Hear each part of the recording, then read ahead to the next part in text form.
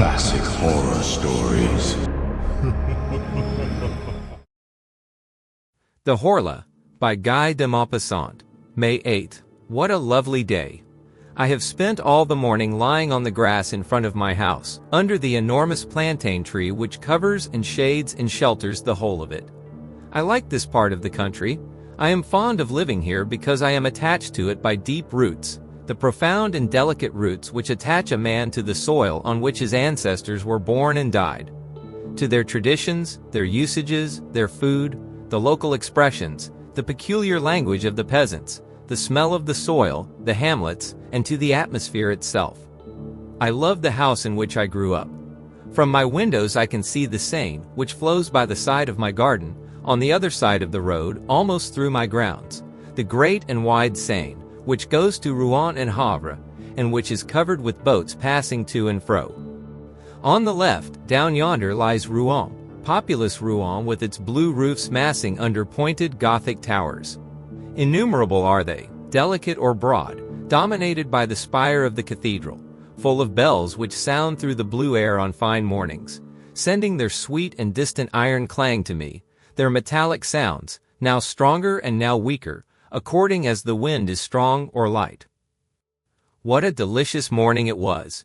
About 11 o'clock, a long line of boats drawn by a steam tug, as big a fly, and which scarcely puffed while emitting its thick smoke, passed my gate. After two English schooners, whose red flags fluttered toward the sky, there came a magnificent Brazilian three-master. It was perfectly white and wonderfully clean and shining. I saluted it, I hardly know why, except that the sight of the vessel gave me great pleasure. May 12th. I have had a slight feverish attack for the last few days, and I feel ill, or rather I feel low-spirited. Whence come those mysterious influences which change our happiness into discouragement, and our self-confidence into diffidence? One might almost say that the air, the invisible air, is full of unknowable forces, whose mysterious presence we have to endure. I wake up in the best of spirits, with an inclination to sing in my heart. Why? I go down by the side of the water, and suddenly, after walking a short distance, I return home wretched, as if some misfortune were awaiting me there. Why? Is it a cold shiver which, passing over my skin, has upset my nerves and given me a fit of low spirits? Is it the form of the clouds, or the tints of the sky, or the colors of the surrounding objects which are so changeable, which have troubled my thoughts as they passed before my eyes? Who can tell? Everything that surrounds us, everything that we see without looking at it, everything that we touch without knowing it, everything that we handle without feeling it, everything that we meet without clearly distinguishing it, has a rapid, surprising, and inexplicable effect upon us and upon our organs, and through them on our ideas and on our being itself. How profound that mystery of the invisible is!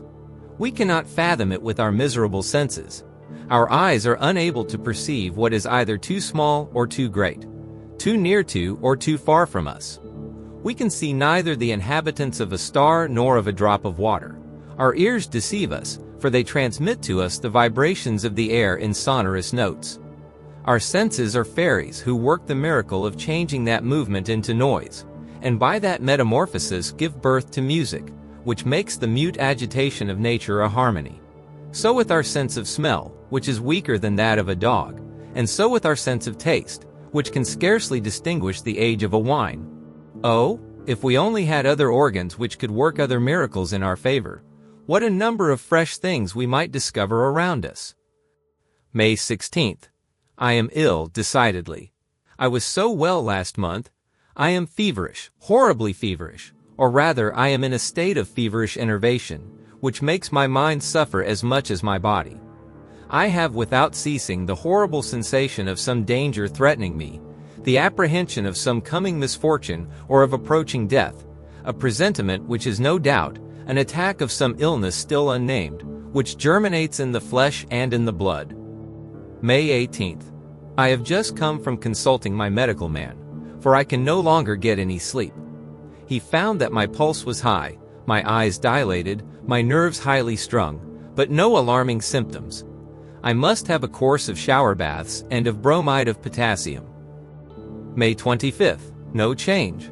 My state is really very peculiar.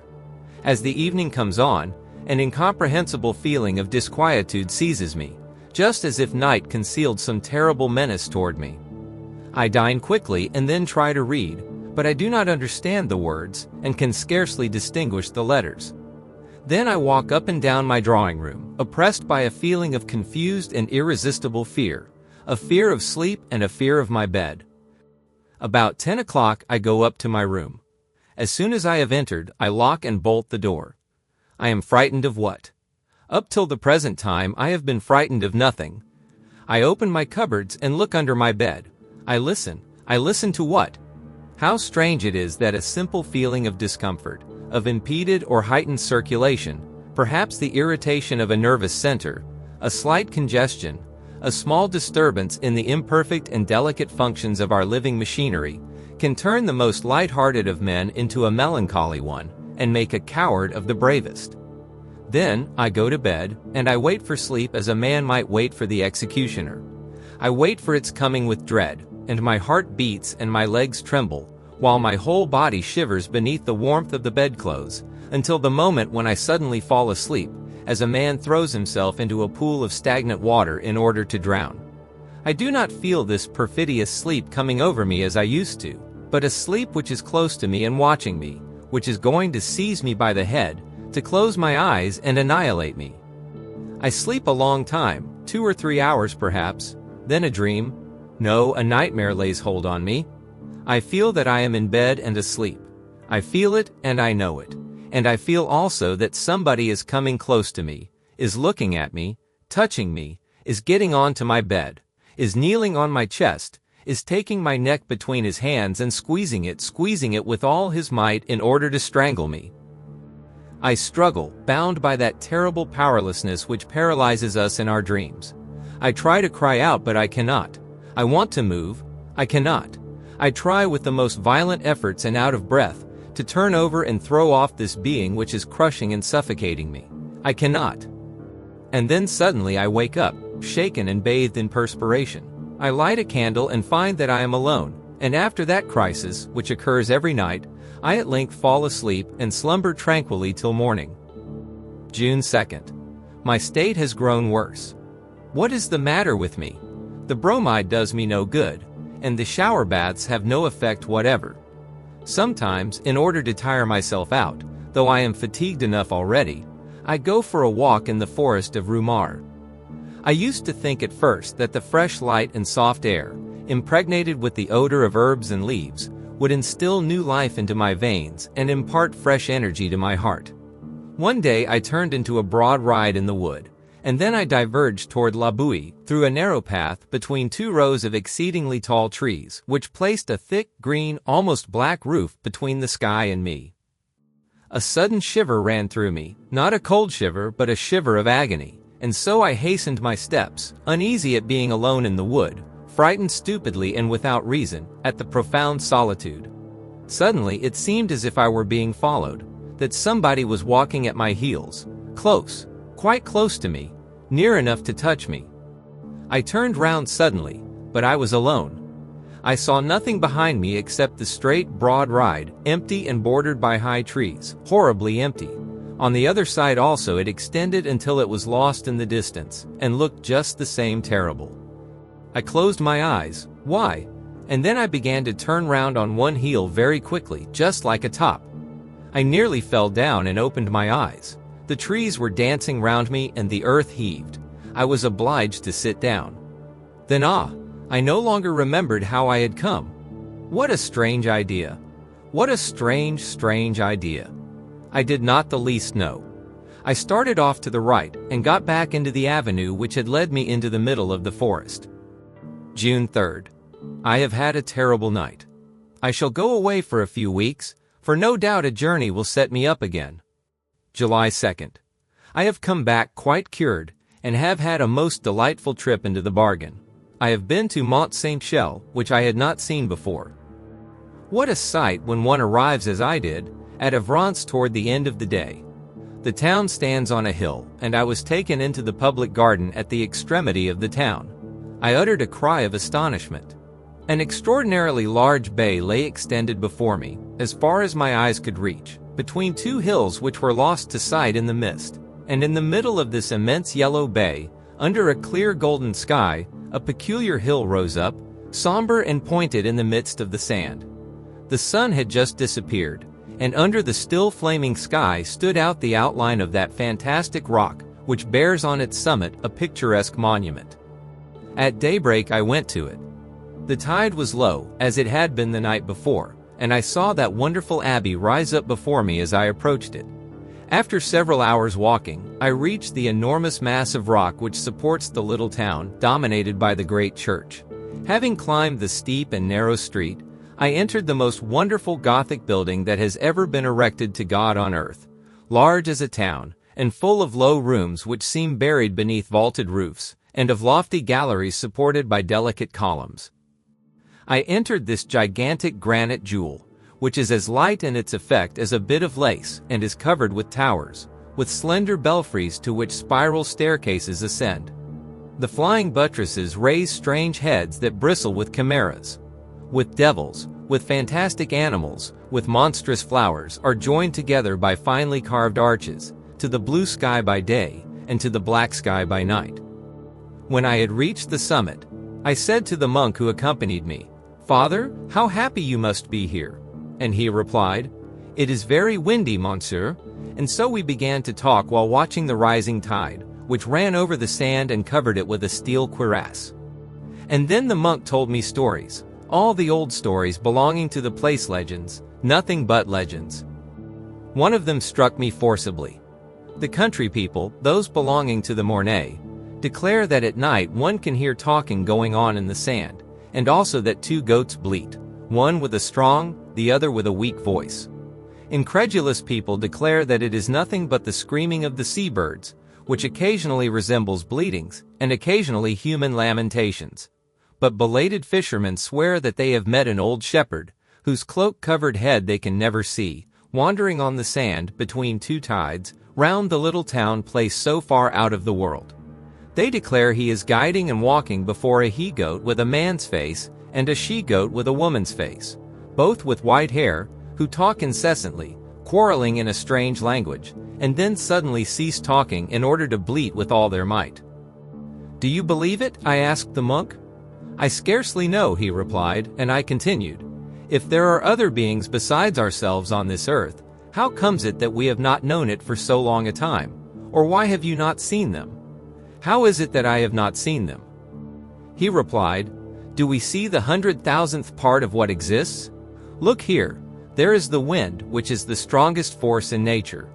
It knocks down men and blows down buildings, uproots trees, raises the sea into mountains of water, destroys cliffs and casts great ships onto the breakers. It kills, it whistles, it sighs, it roars. But have you ever seen it, and can you see it? Yet it exists for all that."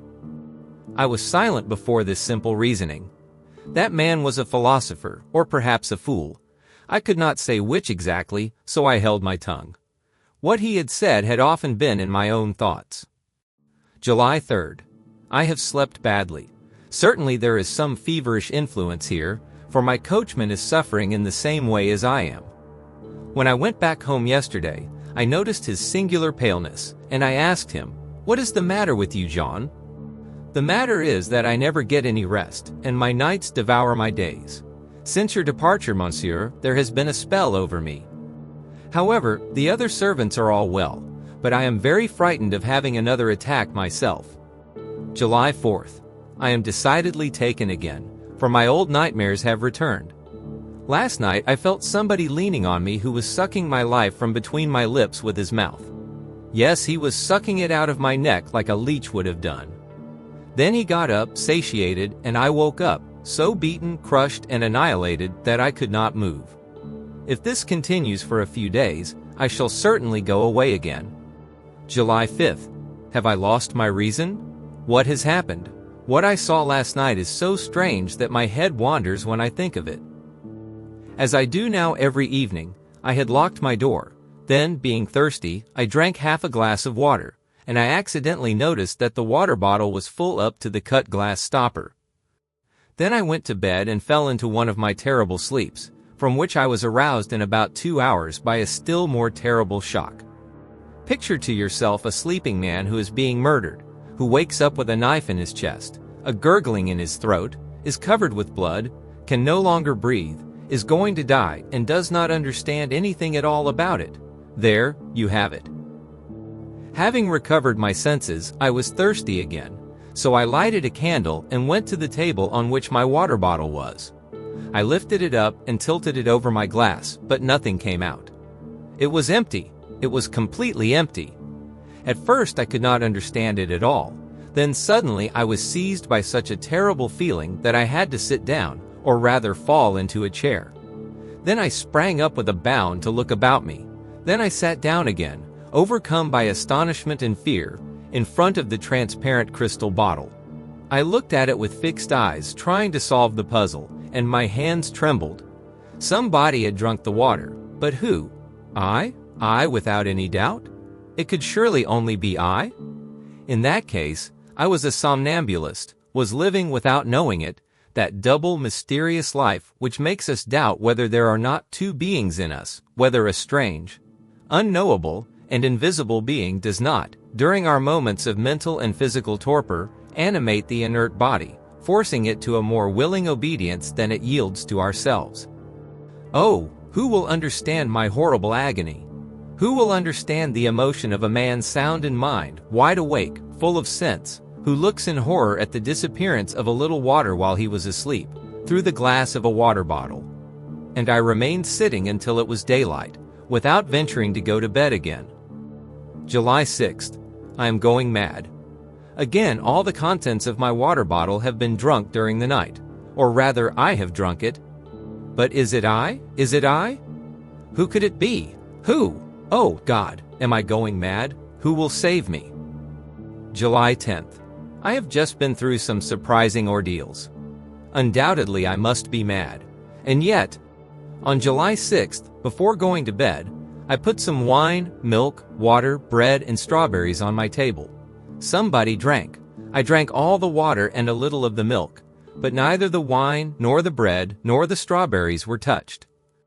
On the 7th of July, I renewed the same experiment with the same results, and on July 8th, I left out the water and the milk and nothing was touched. Lastly, on July 9th, I put only water and milk on my table, taking care to wrap up the bottles in white muslin and to tie down the stoppers. Then I rubbed my lips, my beard, and my hands with pencil lead and went to bed. Deep slumber seized me, soon followed by a terrible awakening. I had not moved, and my sheets were not marked. I rushed to the table. The muslin round the bottles remained intact. I undid the string, trembling with fear. All the water had been drunk, and so had the milk. Ah! Great God! I must start for Paris immediately. July 12th. Paris. I must have lost my head during the last few days. I must be the plaything of my enervated imagination, unless I am really a somnambulist, or I have been brought under the power of one of those influences, hypnotic suggestion, for example, which are known to exist but have hitherto been inexplicable. In any case, my mental state bordered on madness, and 24 hours of Paris sufficed to restore me to my equilibrium. Yesterday, after doing some business and paying some visits, which instilled fresh and invigorating mental air into me, I wound up my evening at the Théâtre Français. A drama by Alexandre Dumas the Younger was being acted, and his brilliant and powerful play completed my cure. Certainly solitude is dangerous for active minds. We need men who can think and can talk, around us.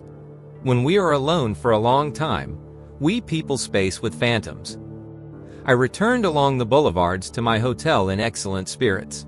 Amid the jostling of the crowd, I thought, not without irony, of my terrors and surmises of the previous week, because I believed, yes, I believed, that an invisible being lived beneath my roof. How weak our mind is, how quickly it is terrified and unbalanced as soon as we are confronted with a small, incomprehensible fact. Instead of dismissing the problem with, "We do not understand because we cannot find the cause," we immediately imagine terrible mysteries and supernatural powers. July 14th. Fate of the Republic. I walked through the streets, and the crackers and flags amused me like a child. Still, it is very foolish to make merry on a set date by government decree. People are like a flock of sheep, now steadily patient, now in ferocious revolt. Say to it, amuse yourself, and it amuses itself.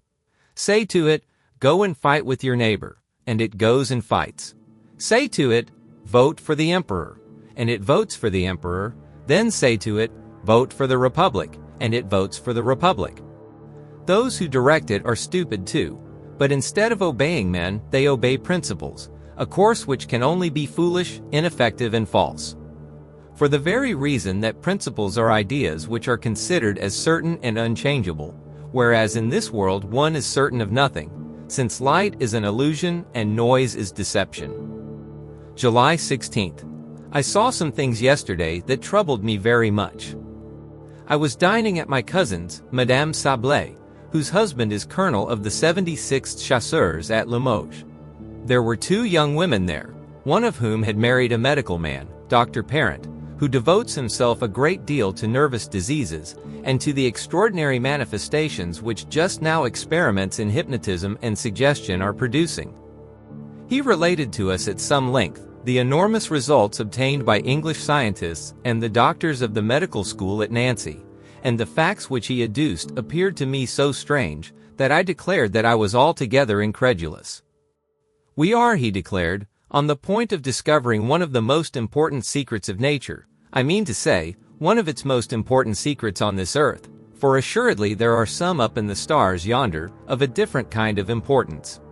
Ever since man has thought, since he has been able to express and write down his thoughts, he has felt himself close to a mystery which is impenetrable to his coarse and imperfect senses, and he endeavors to supplement the feeble penetration of his organs by the efforts of his intellect. As long as that intellect remained in its elementary stage, this intercourse with invisible spirits assumed forms which were commonplace though terrifying. Thence sprang the popular belief in the supernatural, the legends of wandering spirits, of fairies, of gnomes, of ghosts. I might even say the conception of God. For our ideas of the workman-creator, from whatever religion they may have come down to us, are certainly the most mediocre, the stupidest, and the most unacceptable inventions that ever sprang from the frightened brain of any human creature. Nothing is truer than what Voltaire says.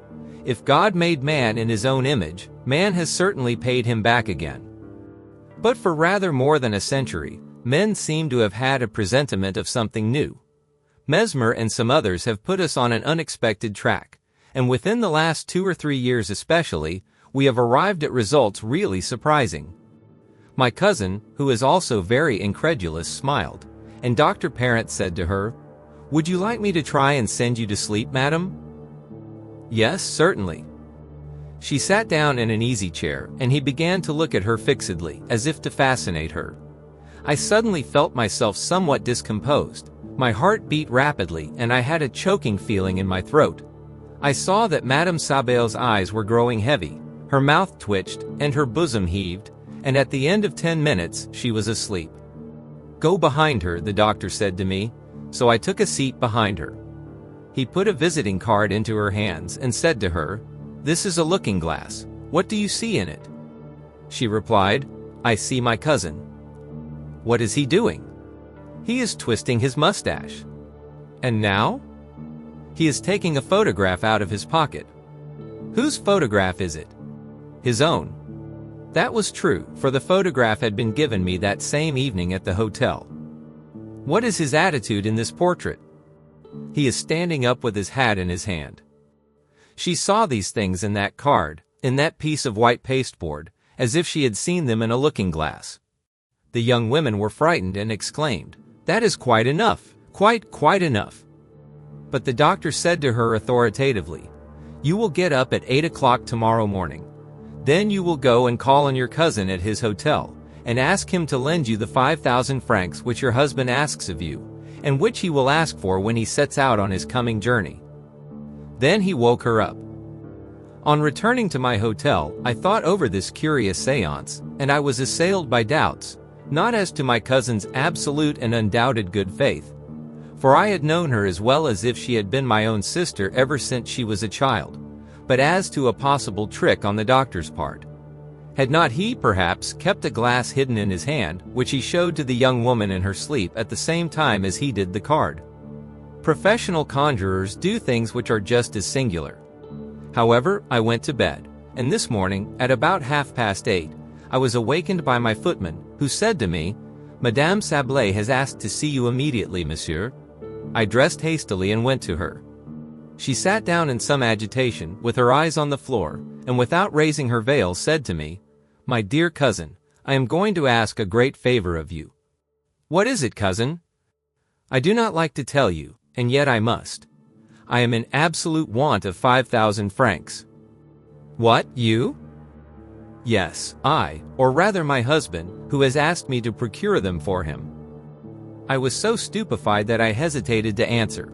I asked myself whether she had not really been making fun of me with Dr. Parent, if it were not merely a very well-acted farce which had been got up beforehand. On looking at her attentively, however, my doubts disappeared. She was trembling with grief, so painful was this step to her, and I was sure that her throat was full of sobs. I knew that she was very rich, and so I continued, "What? Has not your husband 5,000 francs at his disposal? Come, think, are you sure that he commissioned you to ask me for them?" She hesitated for a few seconds, as if she were making a great effort to search her memory, and then she replied, Yes, I am quite sure of it." "He has written to you?" She hesitated again and reflected, and I guessed the torture of her thoughts. She did not know. She only knew that she was to borrow 5,000 francs of me for her husband. So she told a lie. "Yes, he has written to me." "When, pray? You did not mention it to me yesterday." "I received his letter this morning." "Can you show it to me?" No, it contained private matters, things too personal to ourselves. I burned it." "So your husband runs into debt?" She hesitated again, and then murmured, "I do not know." Thereupon I said bluntly, "I have not 5,000 francs at my disposal at this moment, my dear cousin." She uttered a cry, as if she were in pain, and said, Oh, I beseech you to get them for me." She got excited and clasped her hands as if she were praying to me. I heard her voice change its tone. She wept and sobbed, harassed and dominated by the irresistible order that she had received. Oh, I beg you to, if you knew what I am suffering. I want them today." I had pity on her. "You shall have them by and by, I swear to you." "Oh, thank you, how kind you are." I continued, "Do you remember what took place at your house last night?" "Yes." "Do you remember that Dr. Parent sent you to sleep?" "Yes." "Oh, very well then. He ordered you to come to me this morning to borrow 5,000 francs, and at this moment you are obeying that suggestion." She considered for a few moments, and then replied, "But as it is my husband who wants them." For a whole hour I tried to convince her, but could not succeed, and when she had gone I went to the doctor. He was just going out, and he listened to me with a smile and said, "Do you believe now?" "Yes, I cannot help it." "Let us go to your cousin's." She was already resting on a couch, overcome with fatigue. The doctor felt her pulse, looked at her for some time with one hand raised toward her eyes, which she closed by degrees under the irresistible power of this magnetic influence. When she was asleep, he said, "Your husband does not require the 5,000 francs any longer. You must therefore forget that you asked your cousin to lend them to you, and if he speaks to you about it, you will not understand him." Then he woke her up, and I took out a pocketbook and said, "Here is what you asked me for this morning, my dear cousin." But she was so surprised that I did not venture to persist. Nevertheless, I tried to recall the circumstance to her, but she denied it vigorously, thought that I was making fun of her, and in the end very nearly lost her temper. There, I have just come back, and I have not been able to eat any lunch, for this experiment has altogether upset me. July 19th. Many people to whom I have told the adventure have laughed at me. I no longer know what to think. The wise man says, perhaps? July 21st. I dined at Bougival, and then I spent the evening at a boatman's ball. Decidedly, everything depends on place and surroundings. It would be the height of folly to believe in the supernatural on the Île de la Grenière. But on the top of Mont Saint-Michel or in India, we are terribly under the influence of our surroundings. I shall return home next week. July 30th. I came back to my own house yesterday. Everything is going on well. August 2nd. Nothing fresh. It is splendid weather, and I spend my days in watching the Seine flow past. August 4th. Quarrels among my servants. They declare that the glasses are broken in the cupboards at night. The footman accuses the cook, she accuses the needlewoman, and the latter accuses the other two. Who is the culprit? It would take a clever person to tell. August 6th. This time, I am not mad. I have seen. I can doubt no longer. I have seen it. I was walking at 2 o'clock among my rose trees, in the full sunlight in the walk bordered by autumn roses which are beginning to fall. As I stopped to look at a géant de bataille, which had 3 splendid blooms, I distinctly saw the stalk of one of the roses bend close to me, as if an invisible hand had bent it, and then break, as if that hand had picked it. Then the flower raised itself, following the curve which a hand would have described in carrying it toward a mouth, and remained suspended in the transparent air, alone and motionless, a terrible red spot, 3 yards from my eyes. In desperation I rushed at it to take it. I found nothing, it had disappeared. Then I was seized with furious rage against myself, for it is not wholesome for a reasonable and serious man to have such hallucinations. But was it a hallucination? I turned to look for the stalk, and I found it immediately under the bush, freshly broken, between the 2 other roses which remained on the branch. I returned home then, with a much disturbed mind, for I am certain now, certain as I am of the alternation of day and night, that there exists close to me an invisible being who lives on milk and on water, who can touch objects, take them and change their places, who is, consequently, endowed with a material nature, although imperceptible to sense, and who lives as I do, under my roof. August 7th. I slept tranquilly. He drank the water out of my decanter, but did not disturb my sleep. I ask myself whether I am mad. As I was walking just now in the sun by the riverside, doubts as to my own sanity arose in me. Not vague doubts such as I have had hitherto, but precise and absolute doubts. I have seen mad people, and I have known some who were quite intelligent, lucid, even clear-sighted in every concern of life, except on one point.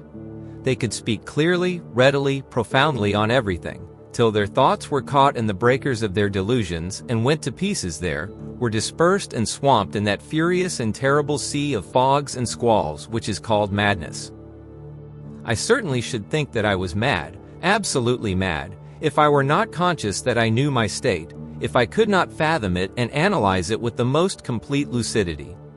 I should, in fact, be a reasonable man laboring under a hallucination. Some unknown disturbance must have been excited in my brain, one of those disturbances which physiologists of the present day try to note and to fix precisely, and that disturbance must have caused a profound gulf in my mind, and in the order and logic of my ideas.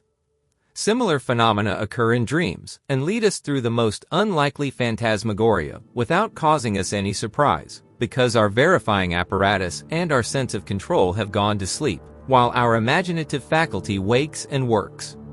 Was it not possible that one of the imperceptible keys of the cerebral fingerboard had been paralyzed in me? Some men lose the recollection of proper names, or of verbs, or of numbers, or merely of dates, in consequence of an accident. The localization of all the avenues of thought has been accomplished nowadays. What then would there be surprising in the fact that my faculty of controlling the unreality of certain hallucinations should be destroyed for the time being? I thought of all this as I walked by the side of the water. The sun was shining brightly on the river and made earth delightful, while it filled me with love for life, for the swallows whose swift agility is always delightful in my eyes, for the plants by the riverside whose rustling is a pleasure to my ears. By degrees, however, an inexplicable feeling of discomfort seized me. It seemed to me as if some unknown force were numbing and stopping me, were preventing me from going further and were calling me back. I felt that painful wish to return which comes on you when you have left a beloved invalid at home, and are seized by a presentiment that he is worse. I therefore returned despite of myself, feeling certain that I should find some bad news awaiting me, a letter or a telegram. There was nothing, however, and I was surprised and uneasy, more so than if I had had another fantastic vision. August 8th. I spent a terrible evening yesterday. He does not show himself anymore, but I feel that he is near me, watching me, looking at me, penetrating me, dominating me, and more terrible to me when he hides himself thus than if he were to manifest his constant and invisible presence by supernatural phenomena. However, I slept. August 9th. Nothing, but I am afraid. August 10th. Nothing, but what will happen tomorrow? August 11th. Still nothing. I cannot stop at home with this fear hanging over me and these thoughts in my mind. I shall go away. August 12th. 10 o'clock at night. All day long I have been trying to get away, and have not been able. I contemplated a simple and easy act of liberty, a carriage ride to Rouen, and I have not been able to do it. What is the reason? August 13th. When one is attacked by certain maladies, the springs of our physical being seem broken, our energies destroyed, our muscles relaxed, our bones to be as soft as our flesh, and our blood as liquid as water.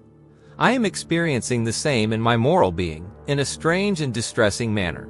I have no longer any strength, any courage, any self-control, nor even any power to set my own will in motion. I have no power left to will anything, but someone does it for me, and I obey.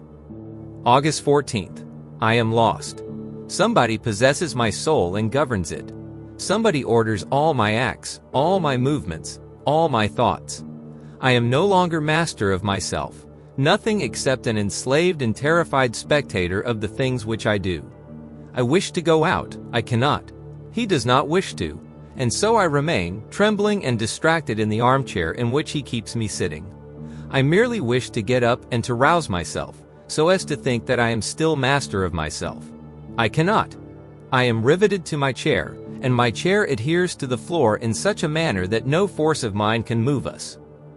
Then suddenly I must go to the foot of my garden to pick some strawberries and eat them, and I go there. I pick the strawberries and I eat them. Oh, my God, is there a God? If there be one, deliver me. Save me, succor me, pardon, pity, mercy, save me. Oh, what sufferings, what torture, what horror. August 15th. Certainly this is the way in which my poor cousin was possessed and swayed, when she came to borrow 5,000 francs of me. She was under the power of a strange will which had entered into her, like another soul, a parasitic and ruling soul. Is the world coming to an end?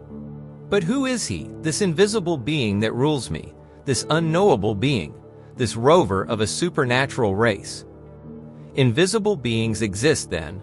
How is it then, that since the beginning of the world, they have never manifested themselves in such a manner as they do to me? I have never read anything that resembles what goes on in my house. Oh, if I could only leave it, if I could only go away and flee and never return, I should be saved, but I cannot. August 16th. I managed to escape today for 2 hours, like a prisoner who finds the door of his dungeon accidentally open. I suddenly felt that I was free and that he was far away, and so I gave orders to put the horses in as quickly as possible, and I drove to Rouen. Oh, how delightful to be able to say to my coachman, "Go to Rouen."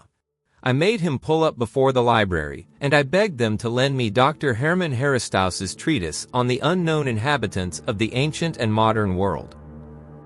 Then, as I was getting into my carriage, I intended to say, "To the railway station." But instead of this I shouted. I did not speak, but I shouted in such a loud voice that all the passers-by turned round. "Home!"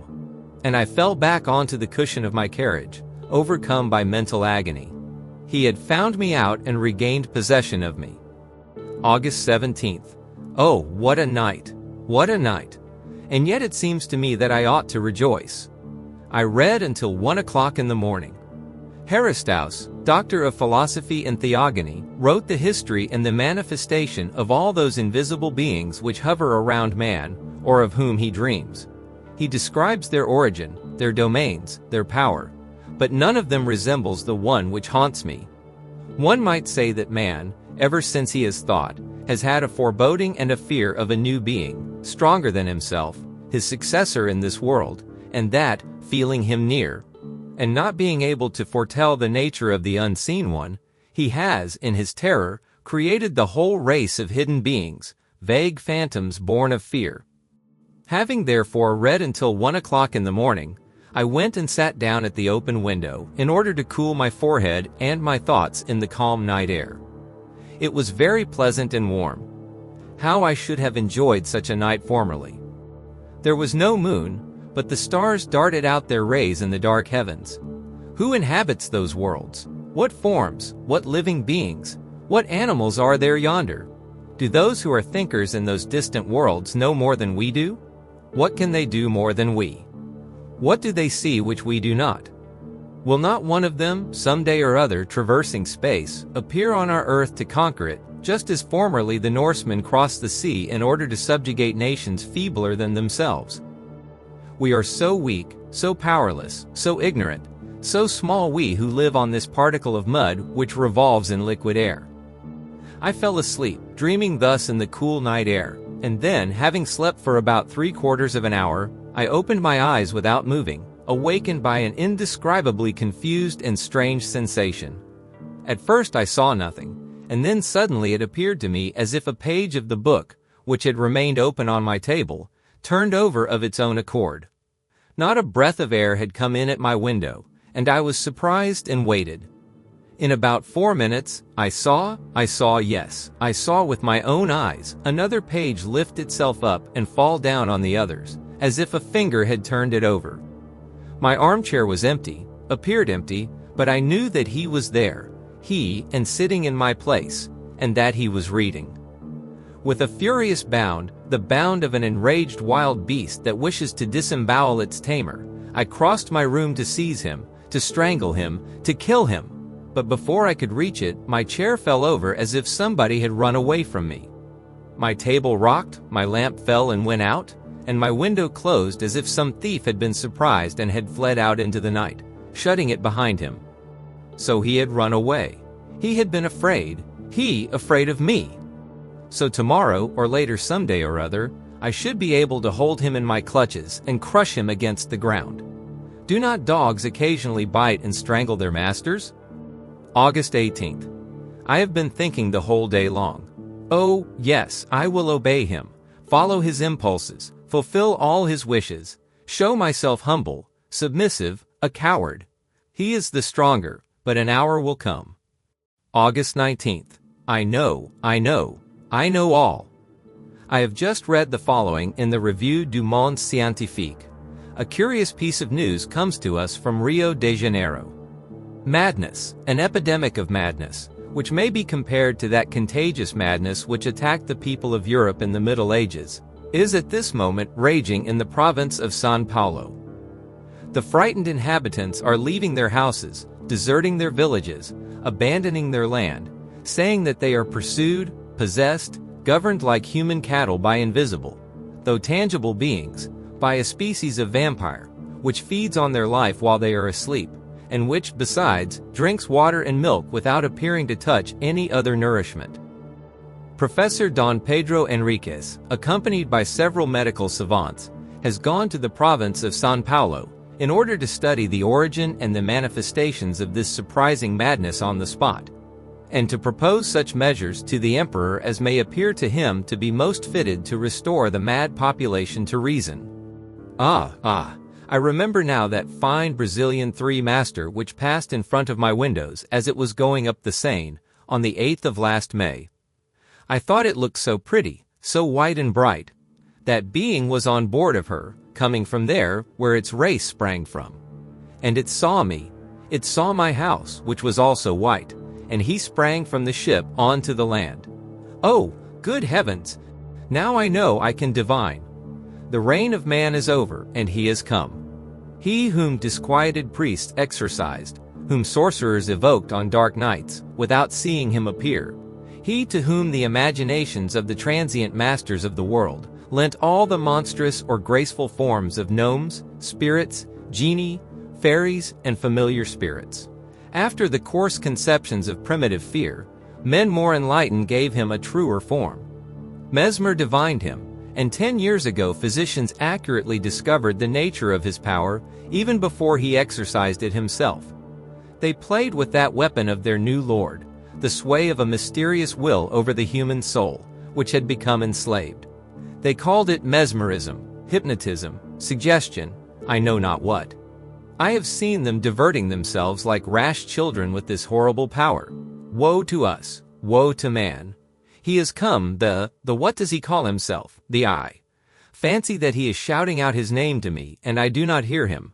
The yes, he is shouting it out. I am listening. I cannot repeat it. Horla. I have heard the Horla. It is he. The Horla. He has come. Ah, the vulture has eaten the pigeon, the wolf has eaten the lamb, the lion has devoured the sharp-horned buffalo. Man has killed the lion with an arrow, with a spear, with gunpowder, but the Horla will make of man what man has made of the horse and of the ox, his chattel, his slave, and his food, by the mere power of his will. Woe to us! But nevertheless, sometimes the animal rebels and kills the man who has subjugated it. I should also like, I shall be able to, but I must know him, touch him, see him. Learned men say that eyes of animals, as they differ from ours, do not distinguish as ours do. And my eye cannot distinguish this newcomer who is oppressing me. Why? Oh, now I remember the words of the monk at Mont Saint-Michel. Can we see the 100,000th part of what exists? Listen, there is the wind, which is the strongest force in nature. It knocks men down, blows down buildings, uproots trees, raises the sea into mountains of water, destroys cliffs, and casts great ships onto the breakers. It kills, it whistles, it sighs, it roars. Have you ever seen it, and can you see it? It exists for all that, however. And I went on thinking, my eyes are so weak, so imperfect, that they do not even distinguish hard bodies if they are as transparent as glass. If a glass without quicksilver behind it were to bar my way, I should run into it, just like a bird which has flown into a room breaks its head against the window panes. 1,000 things, moreover, deceive a man and lead him astray. How then is it surprising that he cannot perceive a new body which is penetrated and pervaded by the light? A new being? Why not? It was assuredly bound to come. Why should we be the last? We do not distinguish it like all the others created before us? The reason is that its nature is more delicate, its body finer and more finished than ours. Our makeup is so weak, so awkwardly conceived.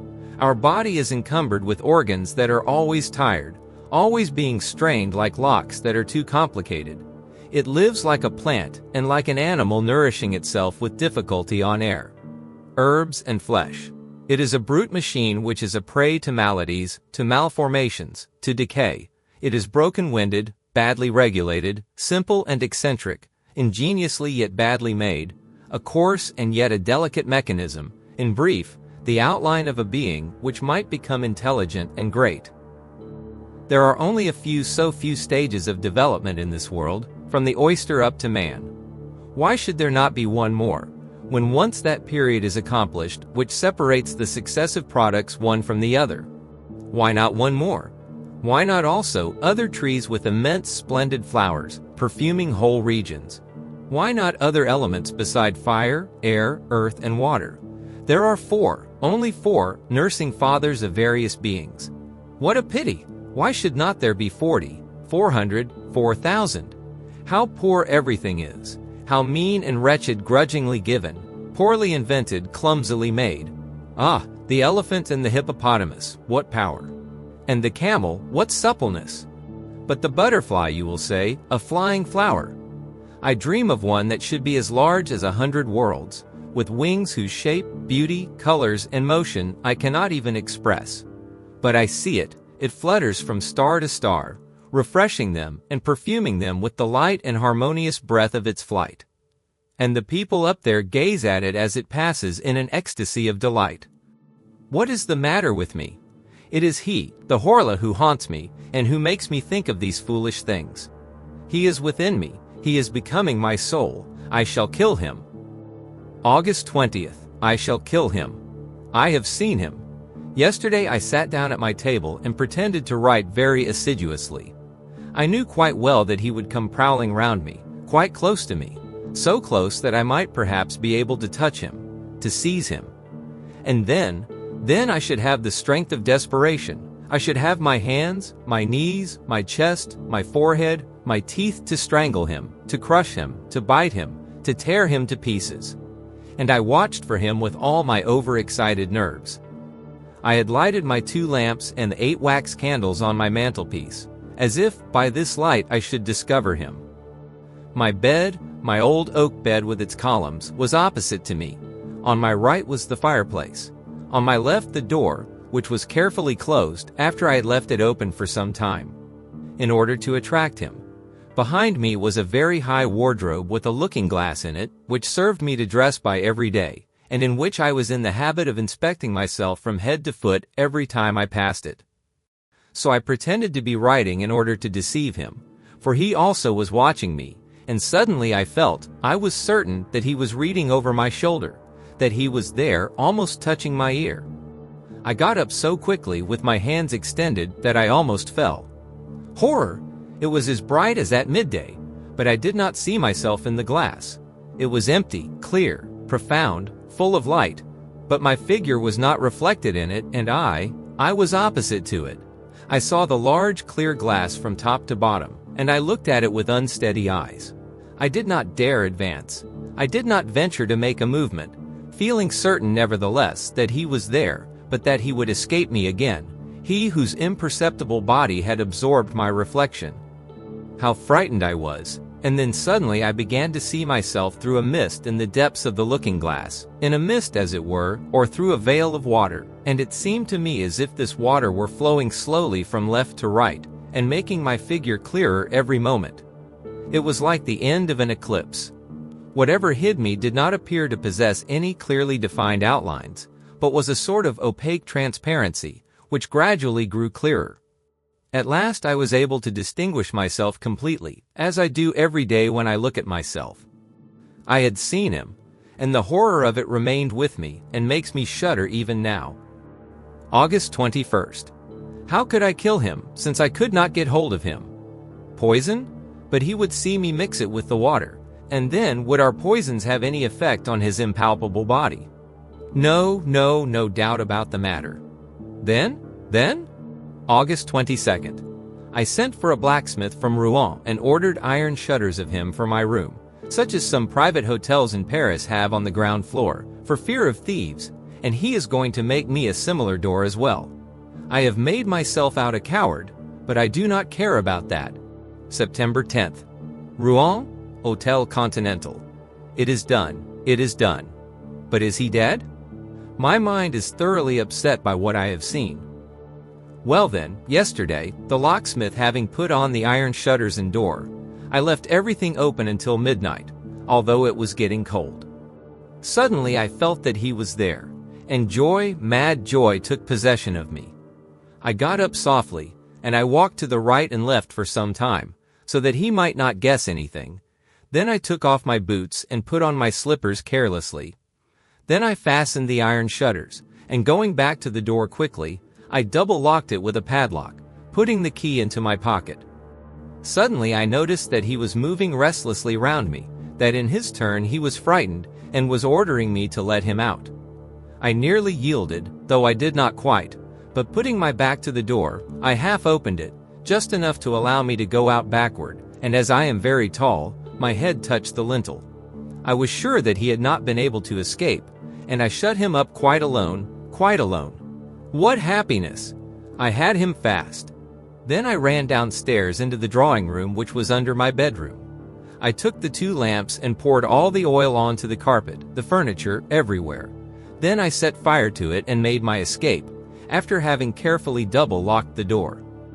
I went and hid myself at the bottom of the garden, in a clump of laurel bushes. How long it was! How long it was! Everything was dark, silent, motionless, not a breath of air and not a star, but heavy banks of clouds which one could not see, but which weighed, oh, so heavily on my soul. I looked at my house and waited. How long it was! I already began to think that the fire had gone out of its own accord, or that he had extinguished it, when one of the lower windows gave way under the violence of the flames, and a long, soft, caressing sheet of red flame mounted up the white wall, and kissed it as high as the roof. The light fell onto the trees, the branches and the leaves, and a shiver of fear pervaded them also. The birds awoke, a dog began to howl, and it seemed to me as if the day were breaking. Almost immediately 2 other windows flew into fragments, and I saw that the whole of the lower part of my house was nothing but a terrible furnace. But a cry, a horrible, shrill, heart-rending cry, a woman's cry sounded through the night, and 2 garret windows were opened. I had forgotten the servants. I saw the terror-struck faces and the frantic waving of their arms. Then, overwhelmed with horror, I ran off to the village shouting, "Help! Help! Fire! Fire!" Meeting some people who were already coming onto the scene, I went back with them to see. By this time the house was nothing but a horrible and magnificent funeral pile. A monstrous pyre which lit up the whole country. A pyre where men were burning, and where he was burning also. He my prisoner, that new being, the new master, the Horla. Suddenly the whole roof fell in between the walls, and a volcano of flames darted up to the sky.